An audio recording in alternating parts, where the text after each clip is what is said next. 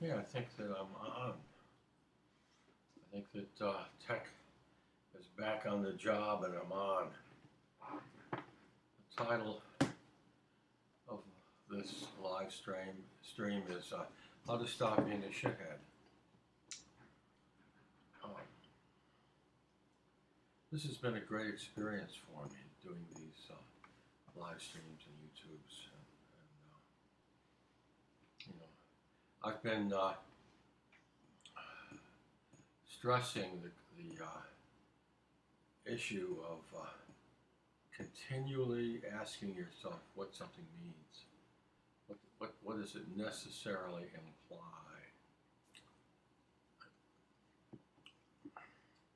The Jeffrey Epstein case uh, brought something else to my attention that's a secret of my success as a trial lawyer and an investor.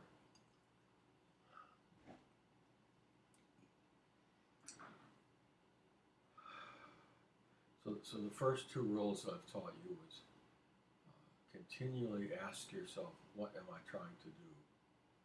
Do that 2 or 3 times a day. And the second thing is, anything you hear about uh,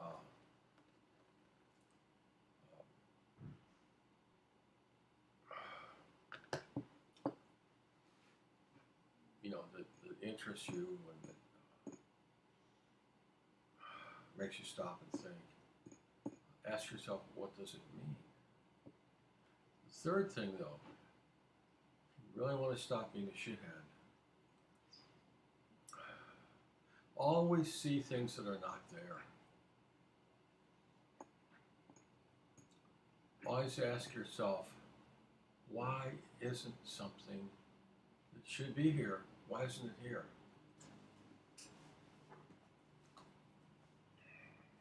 I knew something was wrong about this whole Epstein story presented by 60 Minutes, presented by the media. And as a result of this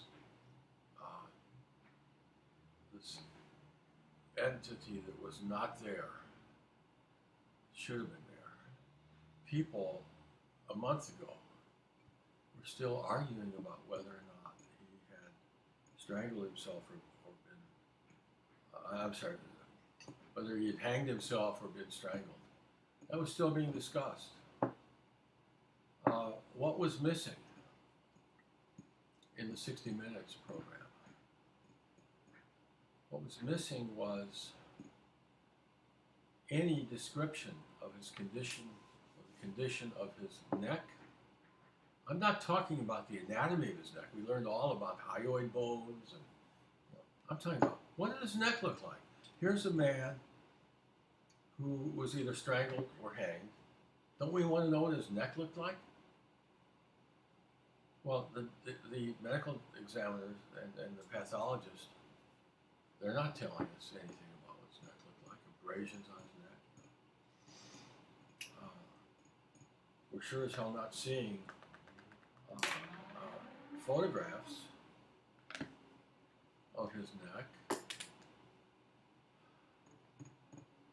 See, we should have all been asking ourselves, why isn't this there? We should have seen what was not there. I mean, that should have been the first thing that everybody asked. What does his neck look like? Did it look like he'd been strangled? Did it look like he had hanged himself? What did it look like? Now, what does it mean? Now we're going to ask ourselves, what does it mean? What does it mean that we don't see these pictures of his neck, which I put on my YouTube, which answers the question definitively? We don't see these for 11 months. And they appear on a British tabloid called Daily Mail. And my son said, oh, my girlfriend watches that. That's bullshit. Yeah, but it turns out that Baden has a discussion of the photographs. He's quoted. He didn't talk about this earlier on 60 Minutes. What's going on here? This is 11 months since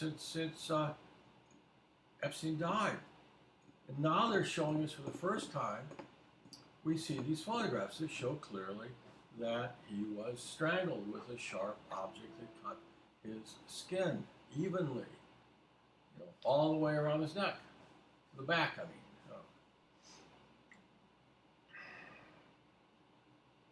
Now, of course, we know that he did not hang himself. He was strangled, and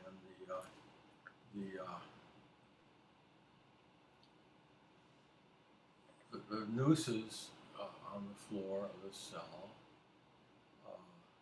were not bloodstained, as they would have to be if they were responsible for his wound. And of course, the very idea that they could have caused this cloth cutting through skin evenly, no, it's absolutely 100% inconsistent, impossible.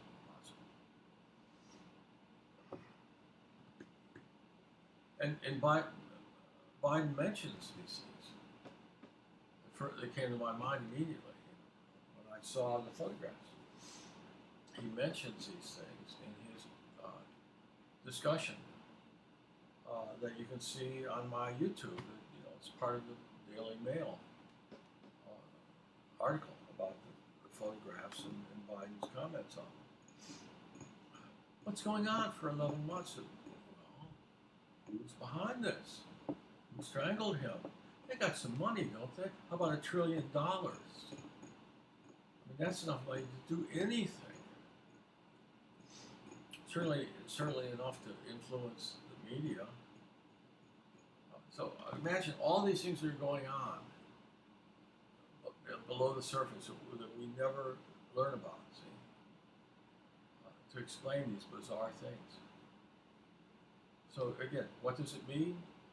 And look for things that are not there. I always saw things that other lawyers didn't see. I saw what was missing. It's easy to see things that are there, but it's not so easy to see things that aren't there. That's what you've got to learn to do. Okay?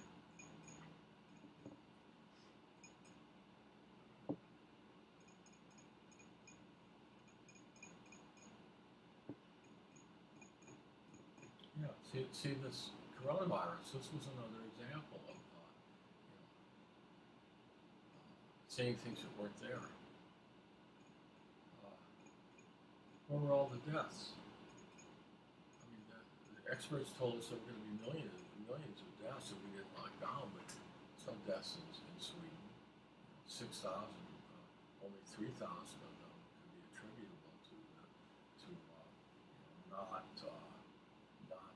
masking and sheltering in place, because half of the 6,000 Swedish deaths were in nursing homes where people were on lockdown. So this suggests what one epidemiologist said: you can run, but you can't hide. There's no point.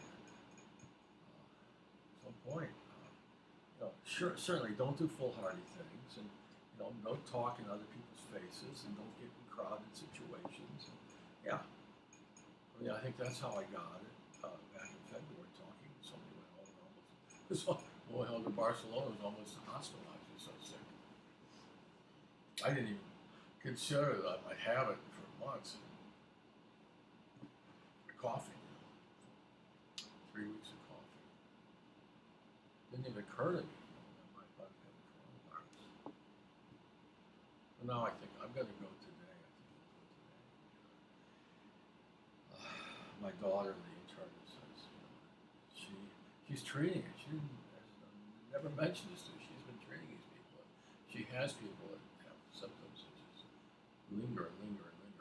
My coughing is, I have a little residual coughing. I'm going to go today and see if I'm infected. Probably not, she said. But I bet any money I've got antibodies. We'll find out. That's all I'll let you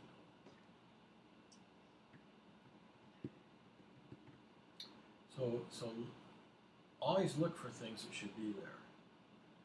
Always think, wait a minute, this guy,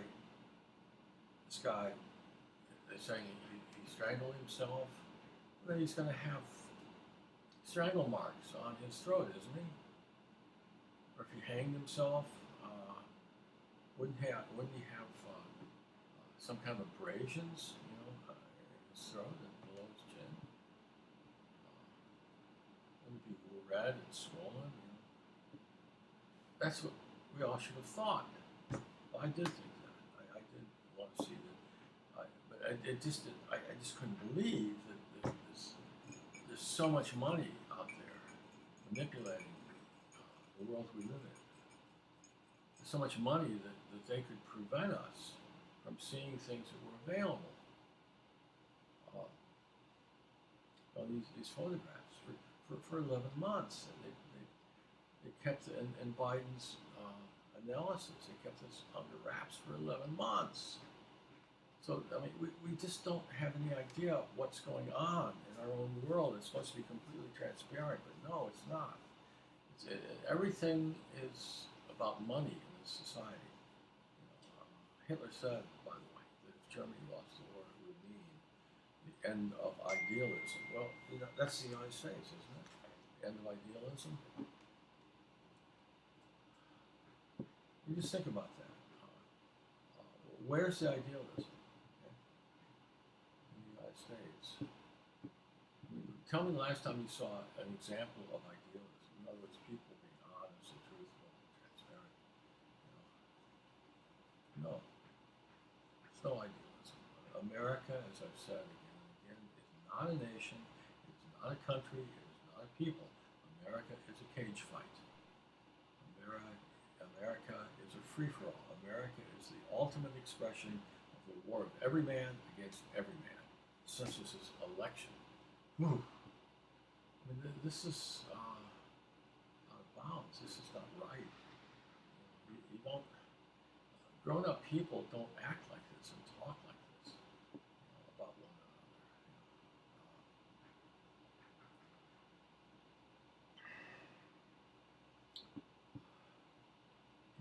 This is supposed to be a civilized country. What's civilized about this country? Please tell me. It's just a slick Mexico. That's what it is. It's a slick Mexico.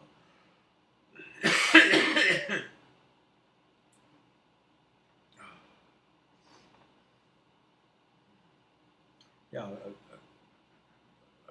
great example of something not being there. Was the Ed Bradley report in Tulsa. He tells us a story, and he mentions offhand that there was no cocaine. This undercover agent did not recover any cocaine. And in fact, it was concluded that he had never recovered any, bought any cocaine. That has all kinds of implications, doesn't it? Why aren't they there? What's going on? How do juries convict black people without evidence? How do judges let cases without evidence go to trial when they know they're going to be appealed? That means the system's rigged, it's crooked. You can't do this. You can't. How does the prosecutor prosecute somebody without evidence? You can't do this. But there's no mention of this. There's no mention of this in Bradley's 60 Minutes about Tulsa, Texas, and 46 poor people, almost all black, going to jail, being convicted in jury trials without evidence. Look for what's not there. See? What's not there. That whole report, that whole 60 Minutes thing is just scratched the very surface. I didn't talk about these outrages against civilization that I've just reviewed with you. I repeat these things because I want these things to get into your. I want you to internalize my talks and my messages, my teachings. I want you to internalize these things. You want to make $1 million in 30 seconds without having any money at risk, as I did in the mid '80s? Well, ask yourself, what am I trying to do? Well, that's all I had to do. 100, 200 lawyers, I don't know, probably at least 100. The same thing I was doing.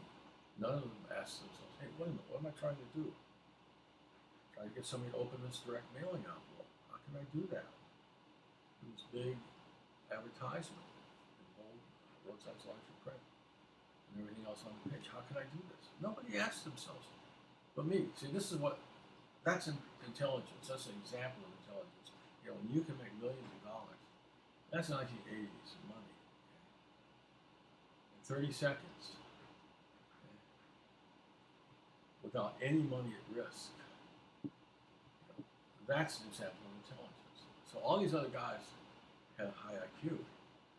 They wouldn't have passed the bar. You gotta have high IQ to do that. 115, 20 probably, pretty typical average. I bet you won't find anybody that had enough scenario, 12, 15 IQ, passing the bar. I mean, it could be a lot higher, but it's at least that. So these people had high IQs, but they weren't intelligent. Not as intelligent as I was. And I am. I'm going to start. I promised you a college education better than you get at Oxford. One thing you have to learn how to do is write. Communicate. And I have a YouTube in which I edit chapter 3 of Moby Dick, The Spotter Inn. I think it's 3, maybe it's 2, doesn't matter. 2 or 3. It's called The Spotter Inn. And I edit this 2-3 pages of description of an old oil painting. I actually rewrite it to you, and I read you my edit of this description. And it occurred to me today that this is a great way to teach people how to write prose.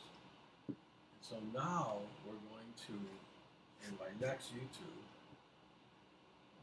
I'm going to read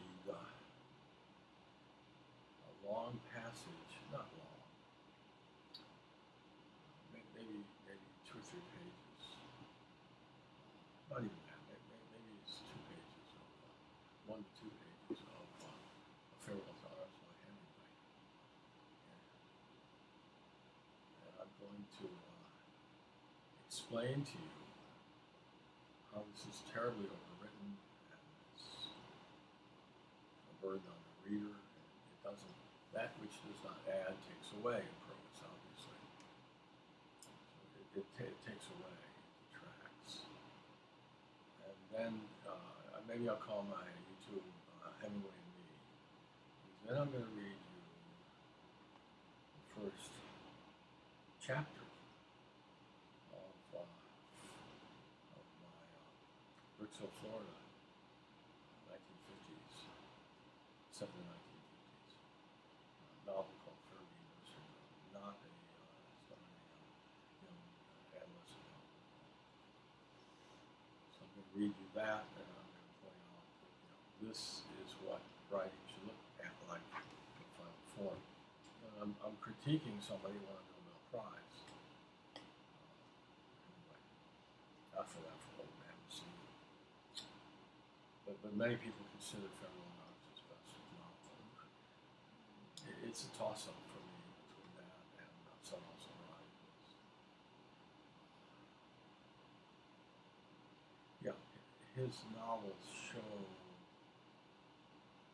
comparing his work to mine, shows the benefit of getting, how many years of education? I say 15 years. Starting with first grade at 15 years, he probably had 12.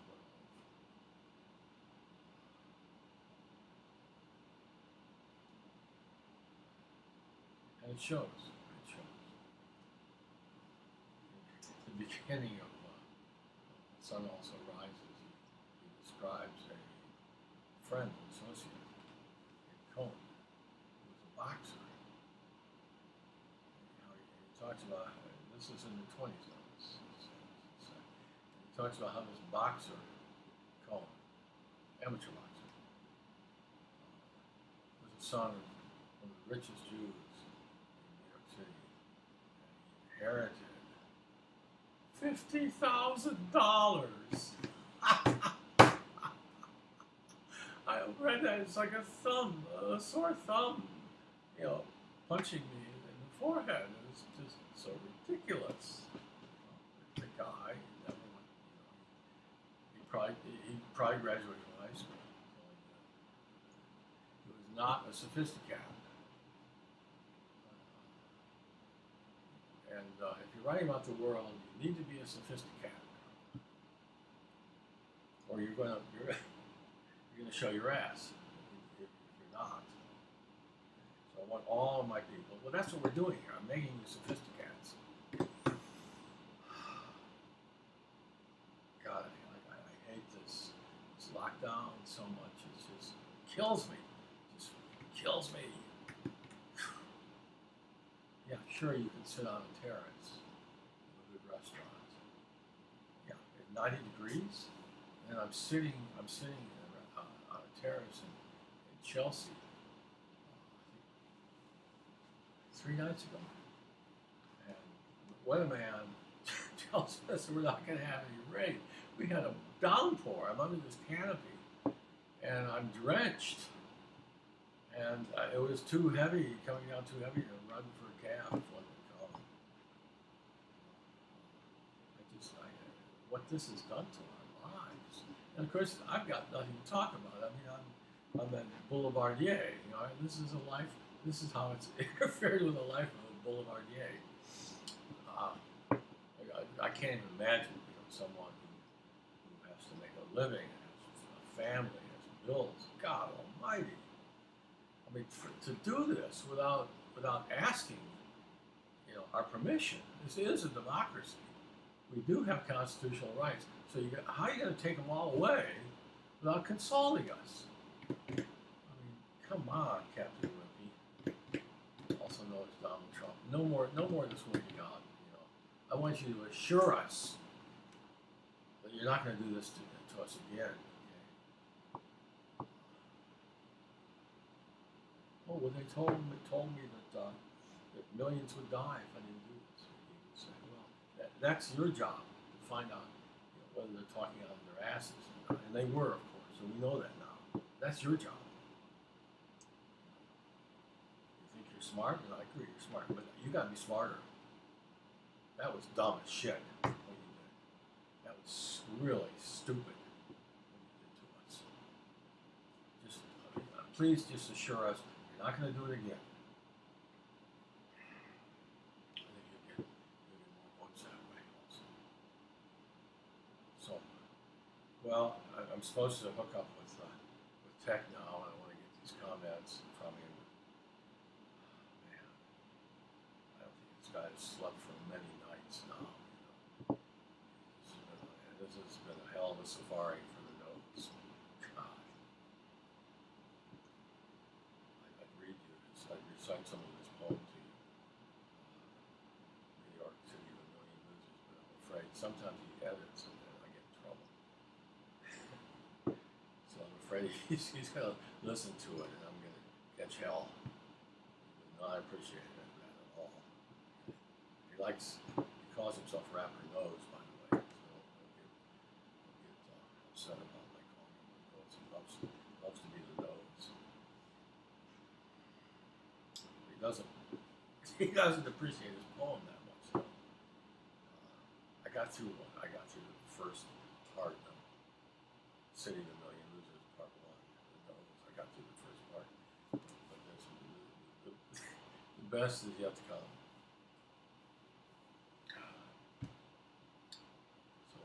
But I don't feel lucky today, so I'm not gonna provoke the guy. So anyway, we're supposed to hang out in Manhattan. I told him that there's a waitress at the Cafe Reggio that he needs to meet. Very nice girl. I think he probably will marry her. Met her. So we're going to meet at Cafe Reggio on Google Street in the village, the main drag of Greenwich Village. It's on the terrace. And I'm going to, hopefully I'm going to read your comments and be able to respond. So I'm going to work on this. The next YouTube I'm going to be reading is I'm going to be editing Ernest Hemingway's first chapter of Farewell to Arms. So please read it if you're interested in writing prose. I'm going to read you some of the best prose ever written in the history of the world. I'm going to read the first chapter of Fergie and Mystery Girl, which is both of these things you can read free online. Both the first chapters of both of these novels. You can read them as a free sample on Kindle. Just put the name in search, come right up, hit free sample, get it free. So I'll try to get that done for you this afternoon. Hemingway and me, that's what I'll call it. Hope you enjoyed it. Don't forget to like me and know you like me.